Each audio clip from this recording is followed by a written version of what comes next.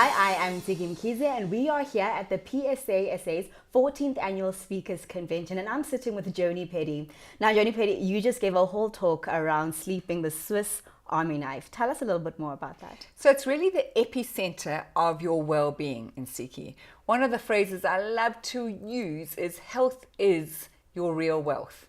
So if you are not sleeping the right amount of time and the right quality to reboot, refresh and rejuvenate your brain overnight, you will not feel good as a speaker the next day. Remember your facts, be able to tap dance around your challenges. It's absolutely essential to focus on self-management and sleep. And that's absolutely true. If you sleep well, you feel better the next day. You Yes. absolutely perform. Now, you mentioned something in your talk called the sleep quotient. And I was like, oh, a sleep quotient? Yes. Do I have one of those? How do I know what my sleep quotient is? Well, you have to have minimum 7 hours, maximum 9. So within that bell curve, you've got to have a look at what is my ideal amount of sleep. Most people, in fact, when I say most, 62% of people worldwide, and we know that stat because Philips have just done what was it, the 7th of March, 12,000 people across 12 countries. That's huge, huge data. 62% of people are not getting minimum 7 hours. So your question is a valid question, is that how do I get to 7 hours if you're not getting 7 hours? But then secondly, your sleep quotient, you've got to be able to think through, okay, how did I feel after 7.5 hours last night? Okay. Maybe I don't need that much. Let me try 7.25. Or I'm getting a scratchy throat and not feeling good. I mean, this is our most precious tool as a speaker. It's the money.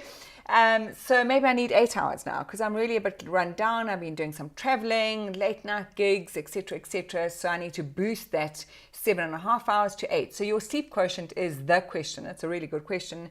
You've got to figure that out anywhere between 7 hours and 9 hours. Brilliant. Now, something that I found very striking when you were speaking was the consequences of not sleeping well. Yes. And I think that expands beyond just speakers. Can you just tell us a few things that we're actually losing out on when we don't get good sleep? Yeah. So the number one thing is that your brain during the night has got what we call a lymphatic system. So our body has a lymphatic, we know that, but this flushing out, so it's a sewage system that needs to clean out the toxins from the day. And the main toxin we need to clear out overnight in that deep, deep restorative sleep is something called beta amyloid. And that really stops the neurons connecting. So if you are starting to kind of battle to remember things or feel a bit fuzzy or not on top of your game, you have plaque between your neurons, and that's catastrophic. So we are really, really focusing on actually how do we make sure that the brain reboots overnight. That's the number one thing. The second thing is that in terms of waking up and feeling refreshed, is that during the night, these little cancer-eating cells are boom, boom, boom, like little Pac-Man around the body. Yeah. And if you have less than 6 hours sleep, Ntsiki, you have 70% less killer cells in your body. So inflammation is the start of disease, whether it's diabetes 2, whether it's cancer, whether it's heart disease, whether it's actually putting on weight. Yeah. So if you're not getting the right amount of quality sleep, these things lead to disease.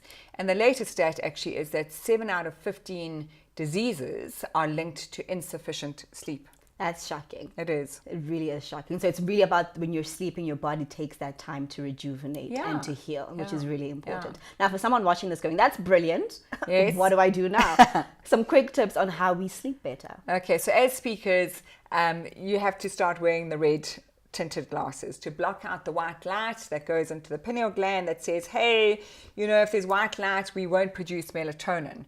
So as speakers, I would really suggest if you're working at night or even if you're just walking around your house or your hotel room is to wear red tinted glasses. It's a biohack and it's a must, and I can tell you categorically, hand on heart, I feel vastly different when I wear that for an hour before I go to sleep. So that's the number one thing.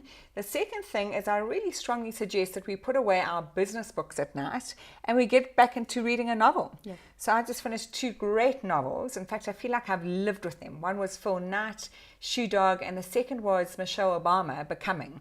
And I just felt like she starts in South Chicago where she grew up, not only the 2 terms of office. And it's so liberating to actually give ourselves as speakers that downtime. Yeah. So stress is here to stay, but we have to look at how do we actually just get that circadian rhythm right so that we have some downtime as speakers.